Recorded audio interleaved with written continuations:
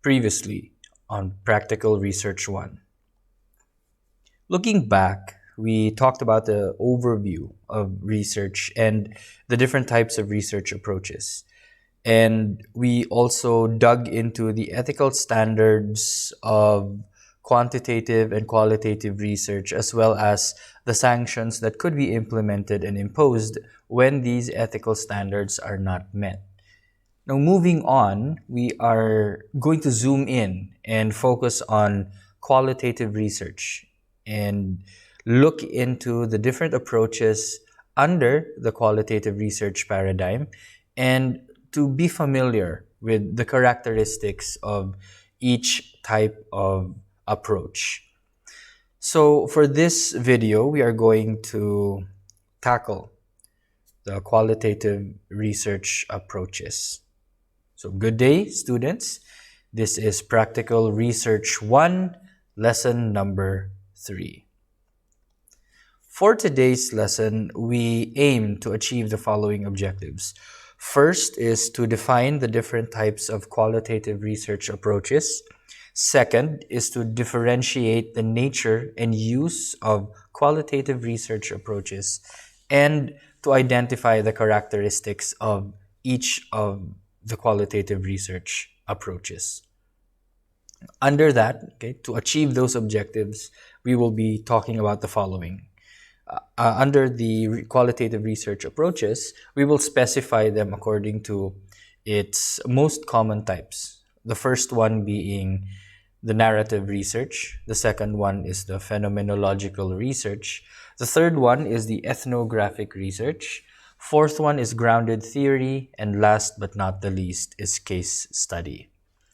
We shall also discuss the characteristics of these approaches and highlight some of the unique features of each of these qualitative research methods.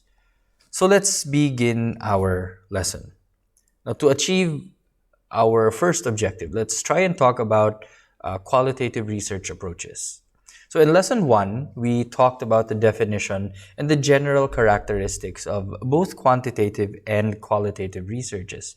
However, for this lesson, we will focus specifically on qualitative research and its common approaches. And these are the following. We have narrative research, phenomenological research, ethnographic research, grounded theory, and case studies.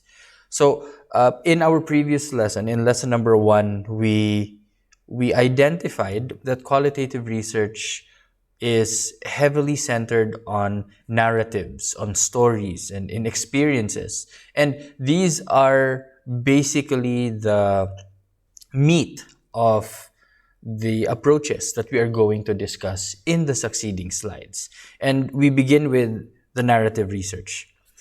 When we talk about the narrative research, it is an approach wherein the researcher is concerned with the experiences of the participants as they are lived and told by the same participants. So we're looking at stories, we're looking at experiences that these research participants have gone through, and these are now the data that we will be collecting as researchers. And that is according to John Creswell in 2013. So writers of narrative researches collect stories from individuals as well as documents which are relevant to those stories. Think of it as as a biography. Okay, so you're writing the life story of a particular person. This one is according to Reisman in 2008. So the data that can be collected from the participants will be done so by using interviews or to observe the participant, or even to look at certain documents, maybe a journal or maybe a diary or even pictures. Okay, you can look at pictures of these people as they document their experiences. Well, as you know, a picture can paint 1,000 words, and sometimes this picture can tell a lot about a certain person. So some examples of narrative researches may come in the form of a biographical study. Again, there's a difference between a biography and an autobiography. A biography is when someone else writes your life story, and an autobiography is when you write your own story. Well, in this case, if it's a narrative research, then most likely the research is written by somebody else. So it's a biographical study. It can also be an autoethnography. Okay, what is an autoethnography?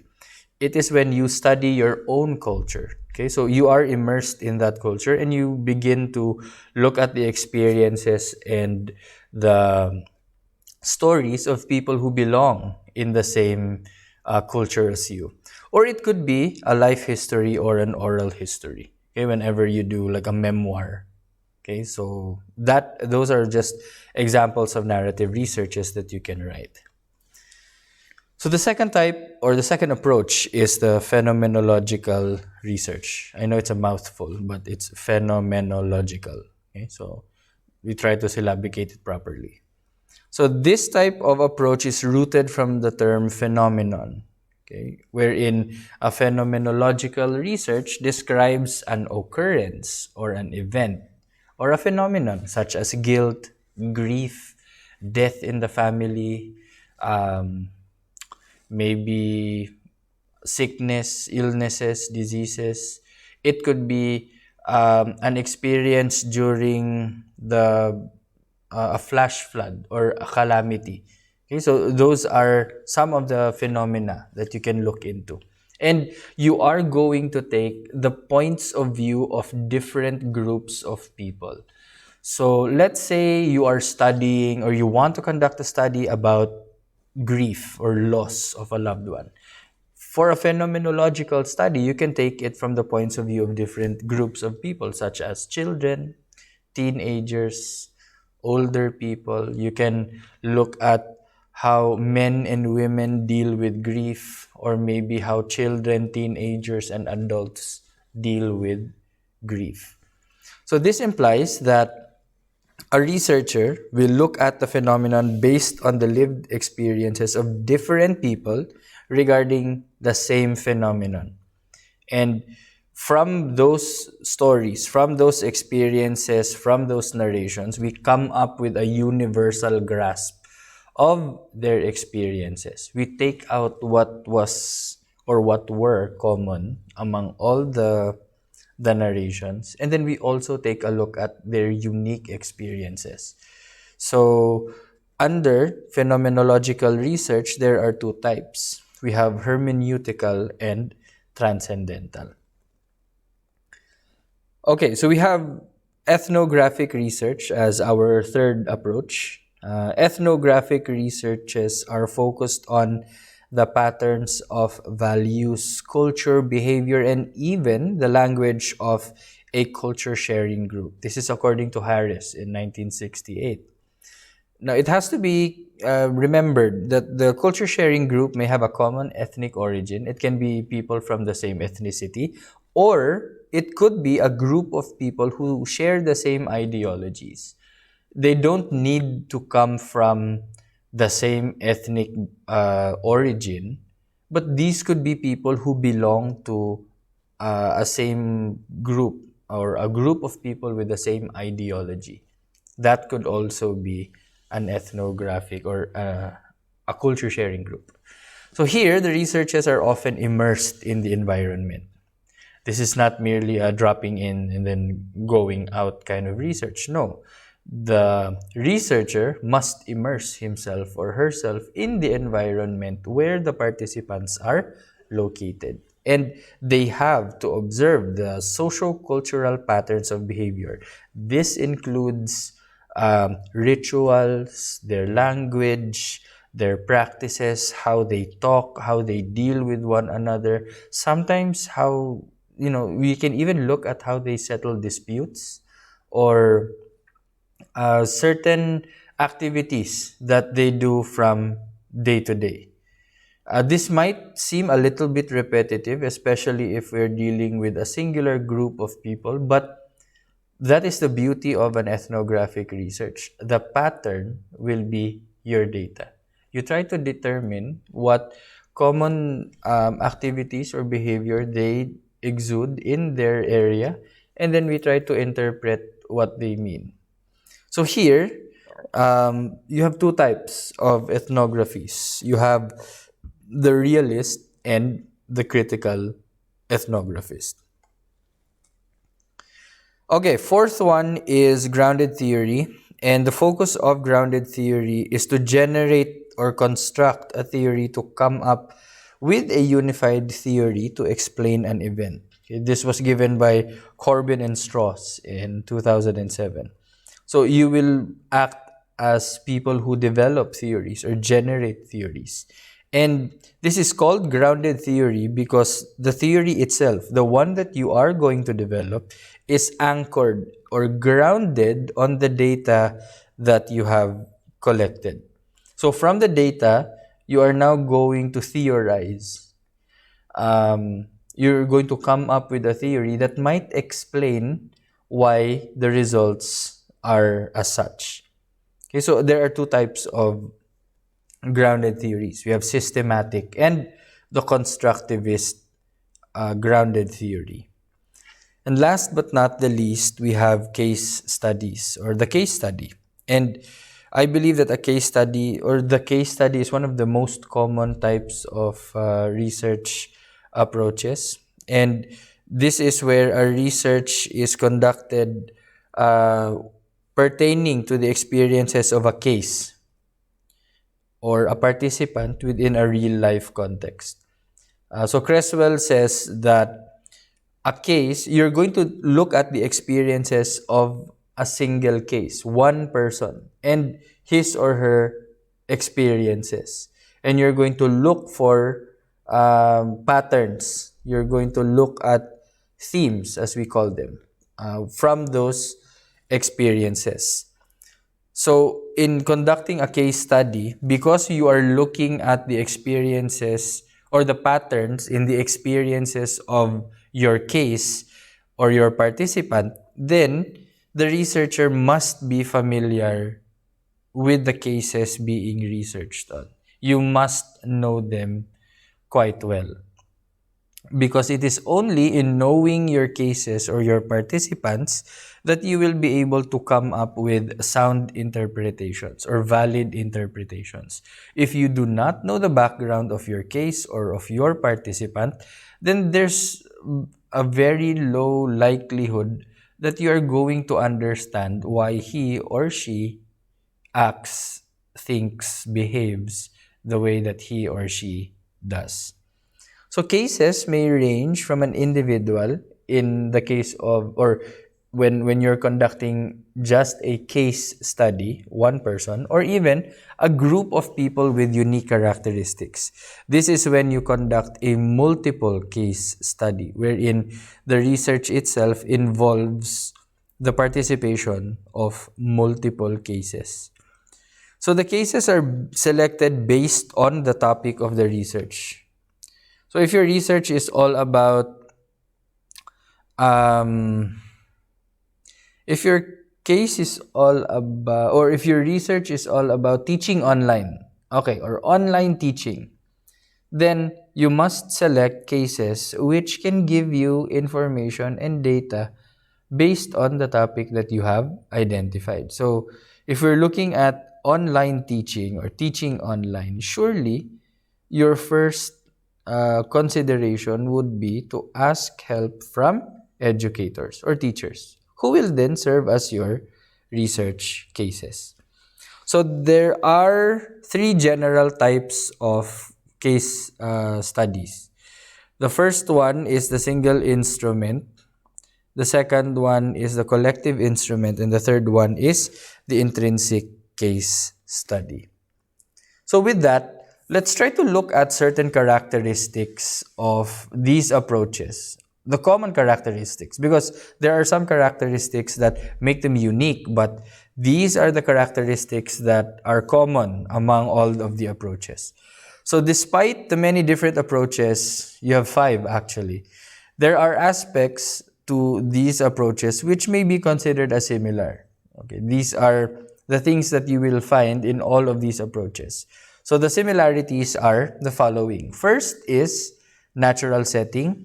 Second is that the researcher is a key instrument. The third one is multiple methods of data collection.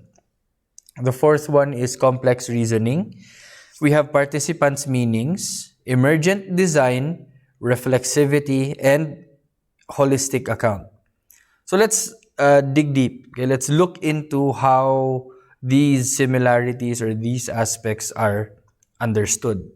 For natural setting, this means that in qualitative research, the data is most likely collected in the environment or in the area where the participants are located. So, in the case of an ethnographic research, if you want to observe the practices, the rituals, and beliefs of an ethnic group, then you are not going to ask these members of the ethnic group to come to the city. Instead, you are going to have to immerse yourself in their village, in the area, in the town where they are naturally located. Because it is only there that you can acquire valid and direct, very spontaneous data. Surely their ethnic practices, their beliefs, their rituals are conducted in an area wherein it is very natural to them. And as such, that is the only way that you can take dibs or acquire the most reliable form of data for an ethnographic research. So that is the importance, okay, of natural setting. It allows you to acquire the most reliable type of data because they are in their natural environment. They are going to behave the way they usually or normally behave in their natural environment. Once you take them out of that environment, the behavior changes and your research data is now flawed. It is not reliable anymore. Okay, second is the researcher in qualitative research is a key instrument. So what does this mean? Since data in qualitative research is usually or are usually collected by the researcher himself or herself, then the researcher is playing a key role in the amount of data that is collected, the type of data that is collected, and the interpretation of the data which are collected. It is also the researcher who creates the research instruments during the data collection, okay, the qualitative data collection. And this design, this construct is going to determine what kind of data is gathered from the participants. So that is why the researcher is the key or a key instrument, because the researcher sets the tone for the kind of result and the kind of outcome that the research is going to take at the end of the process or at the end of the road. Third, we have multiple methods. Now, unlike quantitative research, which is a little bit more rigid than qualitative research, by rigid, I mean it is very keen on following steps, following protocols, standard operating procedures, and such.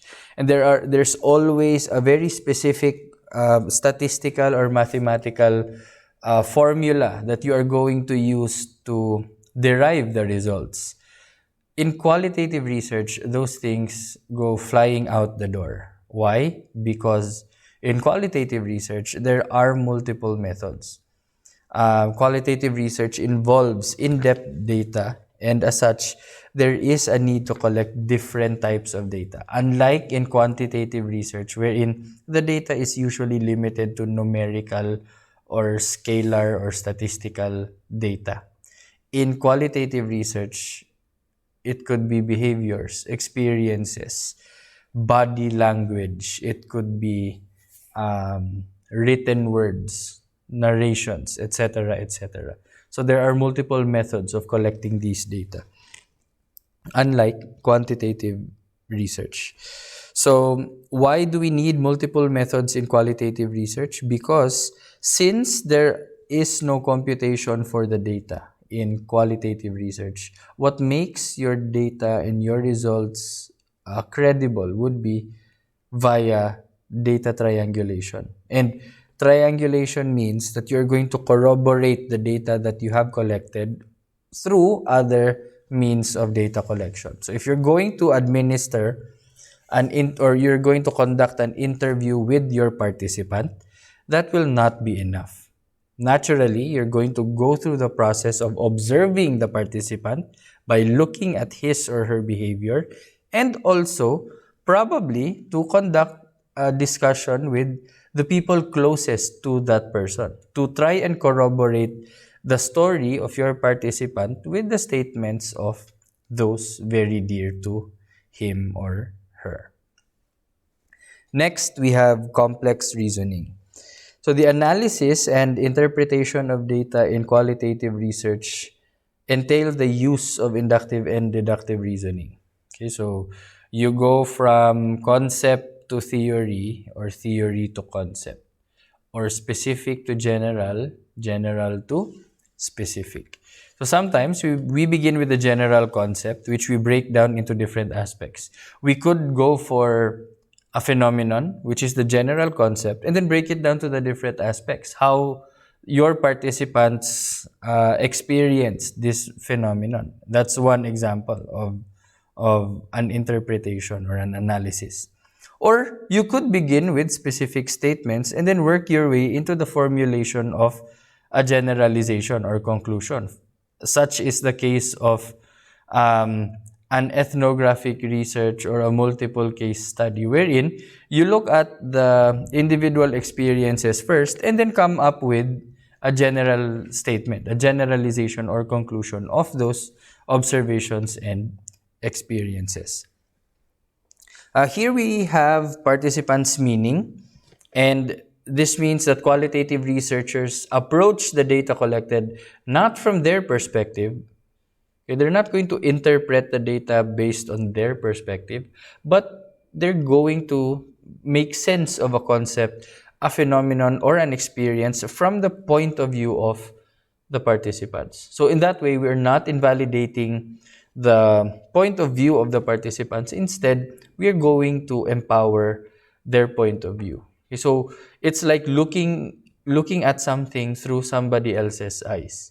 So if you're looking to conduct a research about grief, you're not going to inject yourself in the research, wherein you are going to put yourself as the participant. No, you are going to talk to your participant and ask, how did you encounter grief? Okay, how did you handle and cope with grief? So you're looking at the experience from their perspective, and that is what this aspect means: participants' meaning. You make sense of the phenomenon based on the experiences and point of view of your participants. So next, we have emergent design. So for emergent design, this has something to do with the volatility of the qualitative research process. Okay, how things can change overnight. So sometimes during the research process, a researcher may choose to alter the initial plan because probably while this researcher was collecting data, he realized that he's using the wrong research instrument. Can a researcher change the instrument? Yes. Can a researcher change certain aspects of the original plan? Of course, because again, we're looking at the most reliable data that we can possibly collect. And we can only do that if we are open to the possibility of changing the data collection procedure or the instrument that you use to collect the data.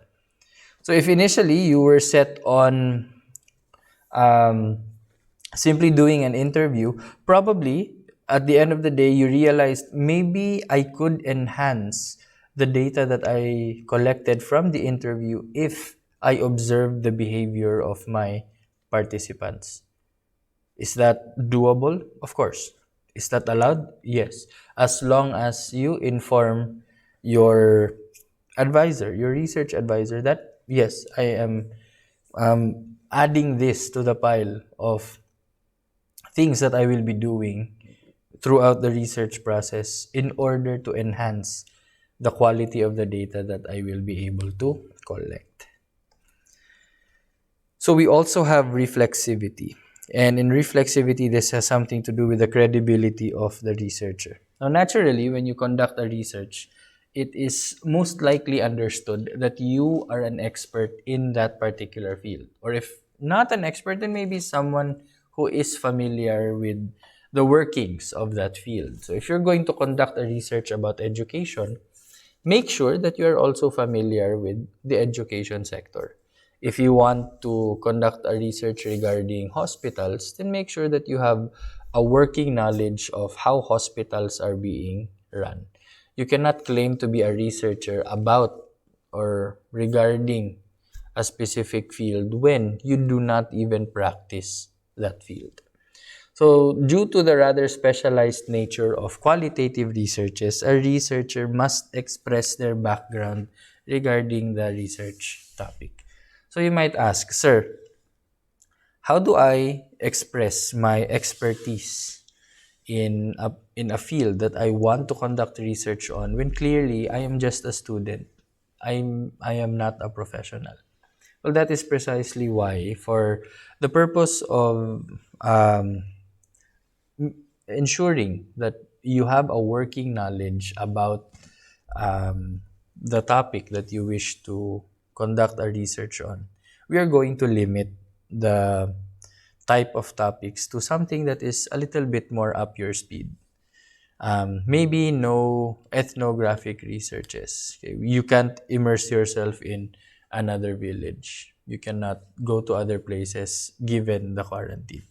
So, in the researcher's field of knowledge, there has to be specialized knowledge. You have to know the workings for you to be able to conduct a proper research. If you're not an expert, then the interpretations of the results might be lackluster. It might not be up to par with the intended and the ideal result and interpretation of the same data. So, you have to be able to know the workings of that field before you claim to or before you wish to proceed with the conduct of a research. Last but not the least, we have holistic account. Okay. So what is a holistic account? A holistic account is usually the painting of a holistic picture of an issue or phenomenon. We don't look at specifics anymore. Instead, at the end of the research, we paint an entire picture. And we look at the generalization of those experiences and narrations. Well, naturally, you're going to look for the specific experiences. You're going to collect those experiences. But at the end of your research, you must be able to paint a holistic picture of that event. And the experiences of individuals or the groups of people are all taken into account. And a general idea or concept of those experiences will be painted by the researcher. So it is the job of the researcher to paint a picture of the experiences of the different participants. So to paint this holistic picture, the researchers must make use of multiple methods of data collection and not limit yourself to just an interview, because that's not a holistic picture. Your participants can still withhold information from you during the interview. But if you supplement your data collection with other methods such as focused group discussions, document analysis, participant observation or researcher observation, then these are ways, methods, manners by which you can enrich the data and paint out the bigger picture and not just focus on, very limited and very isolated experiences. So, that being said, I believe that wraps up our lesson for today. We have gone through the concepts of qualitative research approaches. We have discussed the specific approaches and their characteristics. And we have also discussed in detail the common characteristics found among the different approaches. And with that, this has been Sir Dardar. Thank you very much for watching this video. See you next time. Class dismissed.